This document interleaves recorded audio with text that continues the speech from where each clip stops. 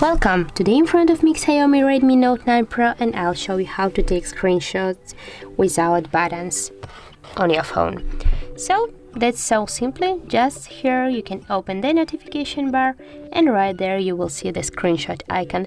To make a screenshot, just tap here on this icon, and now as can you see, you get here a screenshot. You can send this screenshot to someone, for example. One more time we'll okay, and also you can just tap here on this screenshot and manage. Also you can delete this screen, or you can save it, for example, and then you will find this screenshot in your gallery. So that's it. If you found this video helpful, leave like, comment and subscribe our channel.